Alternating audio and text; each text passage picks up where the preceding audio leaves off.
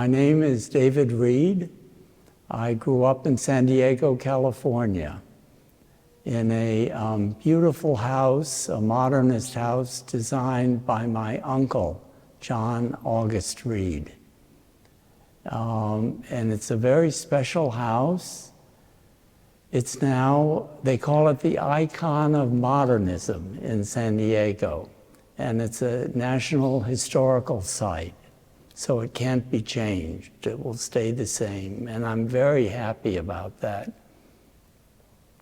It was very special to grow up in this house. I think everything, the best things in my paintings came from that experience. It's a house that has levels of views, so nothing blocks off. It keeps extending out. My uncle would talk to me about it later, and there were paintings of his also in the house. So I grew up, and my Aunt Rosemary, also a painter, and we had her paintings as well.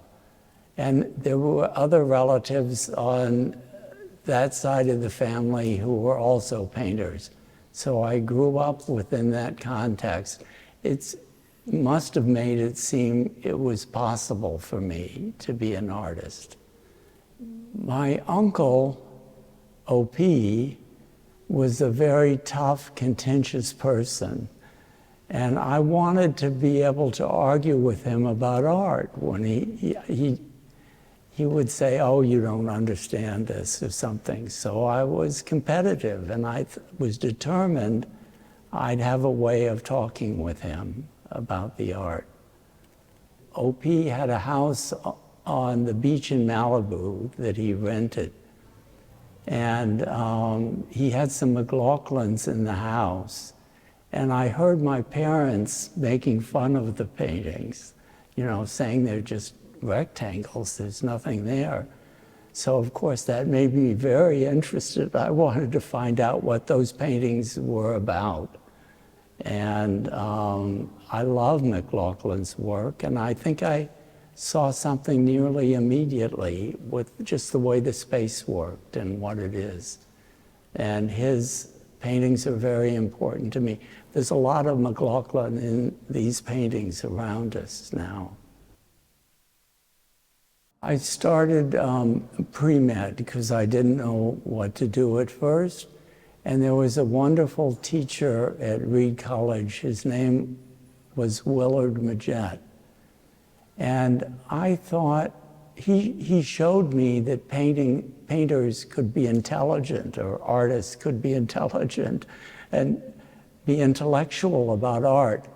I can remember sitting there was a geodesic dome, and we were sitting in it on a sunny afternoon. So it was a crazy place to be in the dark with the beauty outside. And he was talking about Rubens, and I thought, oh my God, this is going to be terrible. And then he started talking about intellectual conceits in Rubens' paintings so that it would be daylight on one side of the painting and darkness on the other. And suddenly I was very interested, and I got a lot out of the talk. And he gave us exercises to do that are still important to me. We stapled folded paper up against the wall and drew it, not by drawing what you see, but coding the color as the distance from the wall. So black against the wall, middle gray, and then light, the furthest out. And it's amazing how representational that looks. And you do it in a completely non-representational way. So I understood that art was intellectual. It was not just copying what you saw. I certainly was a kind of snobbish counterculture person, but and I wanted to find out about painting, so that's why I went to New York. And the studio school was a very special school. It was founded by students, very 60s operation, open 24 hours a day, so students could live in their studios there. And they just invited artists they admired to come in and talk to them. It was an amazing place then. And it also became a time when painting was not allowed. You're right, starting in the 70s, people would say to me, my friends, other artists, you're a smart guy, you should know painting's over. You should become a sculptor or do something else. But I also loved painting, even though I could be influenced by other things. So in the early 70s, I really felt, I don't care what anybody thinks, I'll keep doing this. Maybe no one will ever be interested. And that's the way it felt it was going to be. It was a terrible time to be a painter, and it was so stupid. All these art critics were saying, painting is over, but if they opened their eyes, they would have seen great painting being done, but done by women, African Americans, and a few oddball white guys like me. But they didn't want to look there. You know, I thought I would never make a living. It would never make a comfortable life. I had read William Carlos Williams, a wonderful American poet who was a doctor in New Jersey. He said, artists in America should sink to the lower classes and become human. And not the idea today about artists, and I believed him, so that's what I tried to do. And Philip Guston talks about that as well. Soul beating, which is a way of bringing good art out of yourself.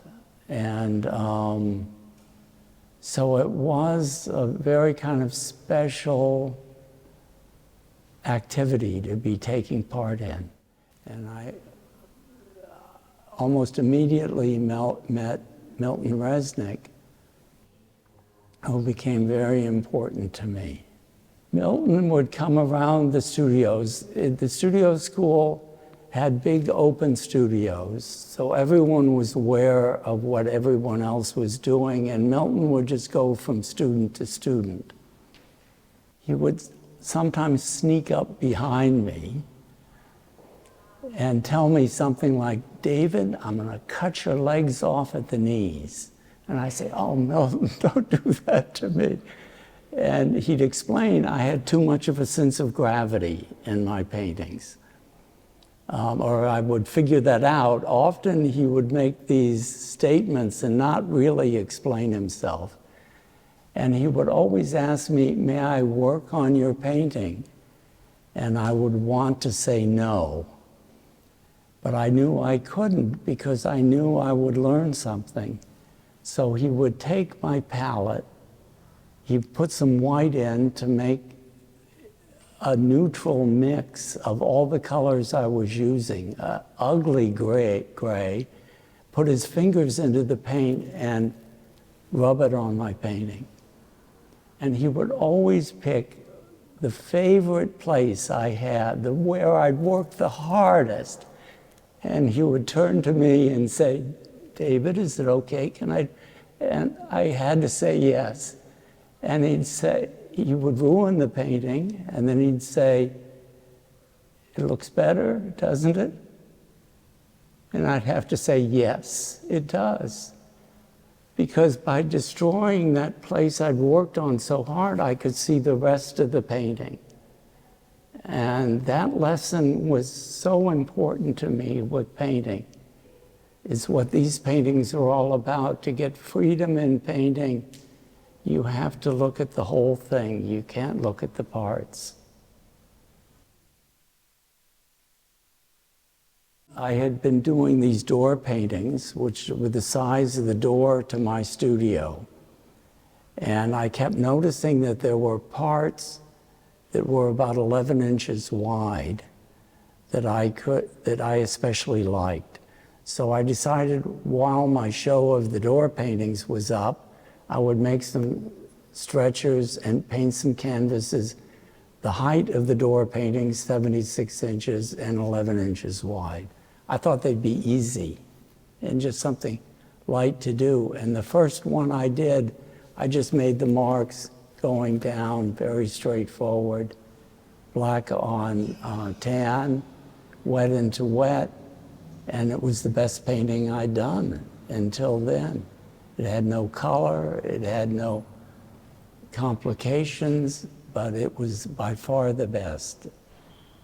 And so I stopped and I tried to learn from what had happened. I felt when I was painting, I was both inside it as I was painting, feeling within the boundaries of the paintings, and also outside of it, looking at the whole painting. I think this had to do with thinking about a whole painting. And at first, it upset me. I didn't like it. I felt split in half. But I finally decided a painter just has to grit his teeth and bear it. And I think it is part of the experience of painting. I think the process leads to the feelings.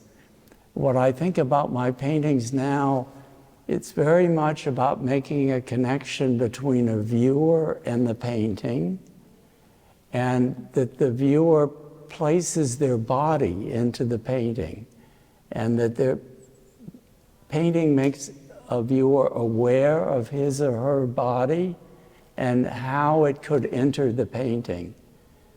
So that, in fact, what looks abstract is really figurative, and the figure is the viewer of the painting. The figure that's in the painting is the person looking at it. And that's what he's seeing, himself in the painting. And seeing himself in the forms and the movements and the color of the painting changes the way he thinks of his body. And that kind of experience can be very special for someone because it's something that you're free to do what you want. No one is telling you what to do. You're having these experiences that are of your own volition and desire, and they aren't controlled in any way. And I think that's what painting can do. And no other medium really can do it to the extent that painting can. I saw that color was the great hope for painting, and I wanted to explore it in every way that I could. I wanted a painting that had all of the possibilities of color, that it would be strong between light and dark. It would have big changes in value. It would have strong, warm, cool contrasts, because I had learned that warm and cool sets the emotion for a painting. And it would also have hue. At the time, this was the time of Greenberg, who said you could have none of those things. You could only have hue that was the same value. Because, you know, a kind of connection to Impressionism. And I really thought there's no reason to limit color. You wanted to use it all the ways that it could be used. And I still believe that, and I really want to have, I think color is the big opening because it cannot be talked about or articulated. It has emotional meanings and, I don't know, psychic phenomena happen that we don't really understand, but through color you can get to it. And now our world is filled with amazing color, with clothing, with this color on screens. So we're being barraged by all of this, and it's often used for advertising or ways of controlling us. And I think painting can fight back against that by using color in a way that's free, that lets people experience in a different way and frees them up rather than trying to control them. Tintoretto's paintings have a wonderful optical light in them. And it's a kind of rose glow that comes out of some of the whites in his paintings. And I had experienced that. I was sanding paintings on the fire escape in New York, and I did it for several hours looking at the white, and came into the studio, and there was a beautiful rose light showing both from the daylight coming in through the windows and the electric light. So I knew it wasn't one or the other, it was something in my head that had changed the color.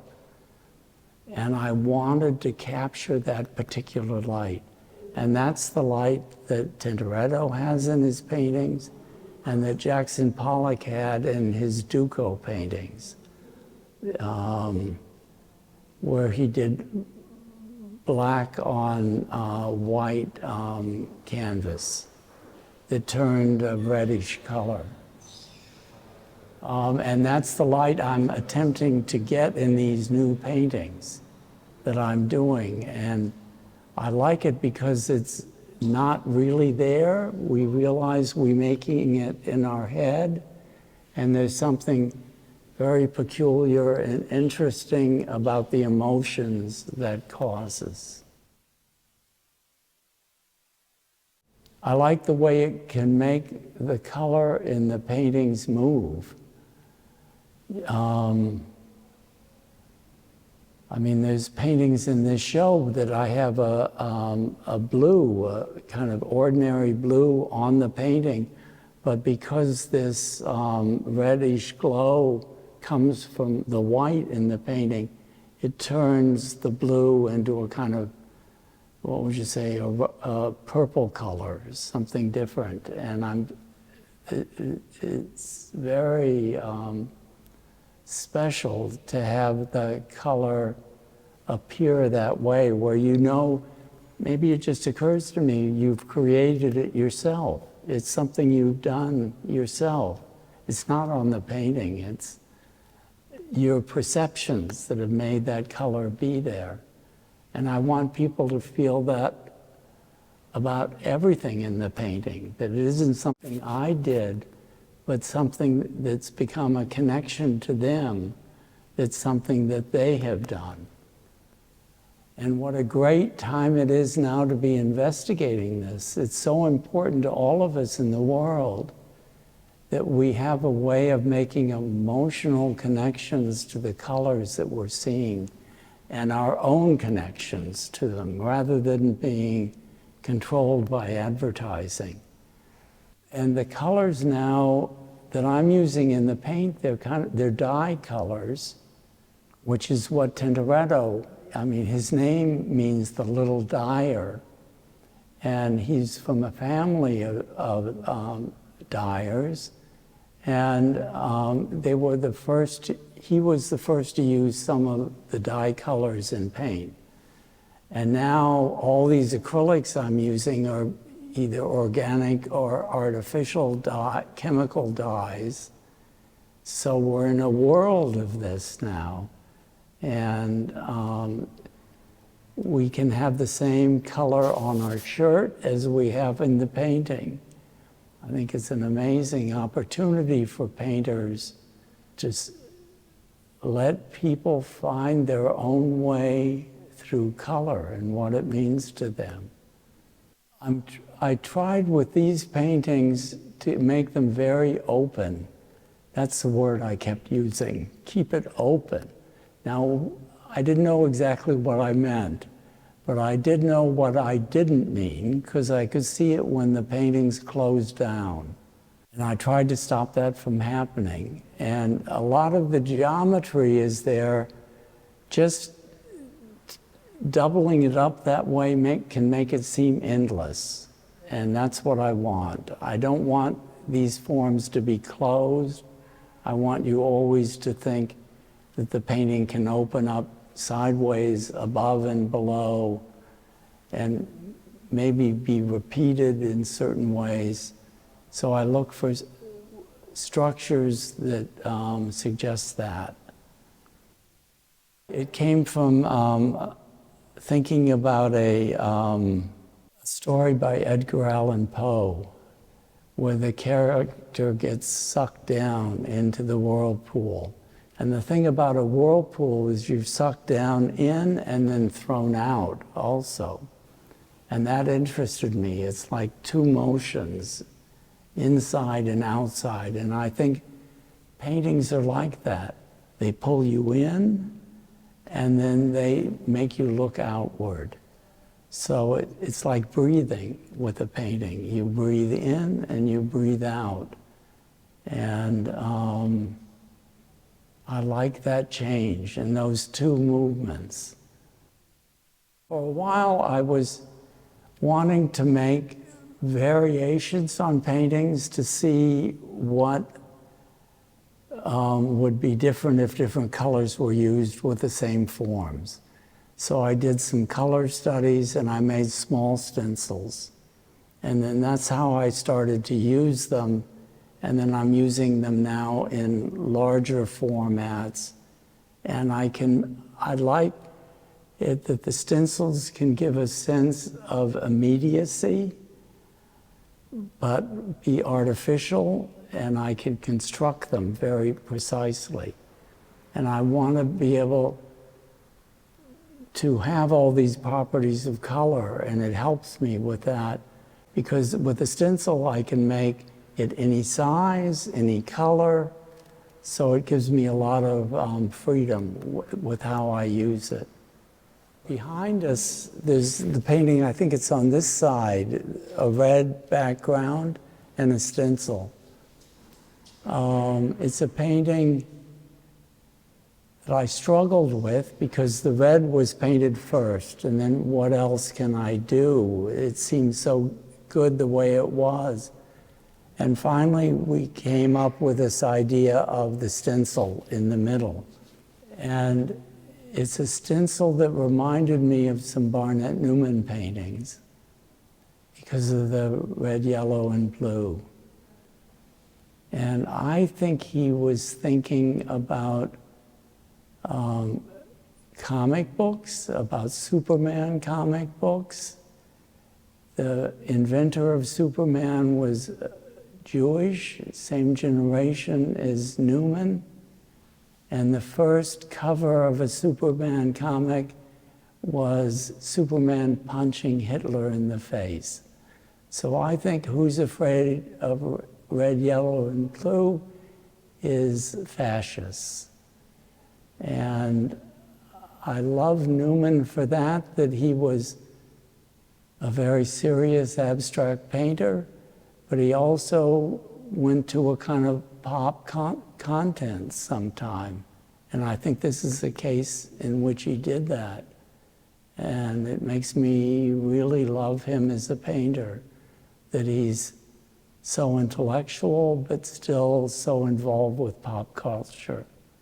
So I think of that painting as an homage to Barnett Newman.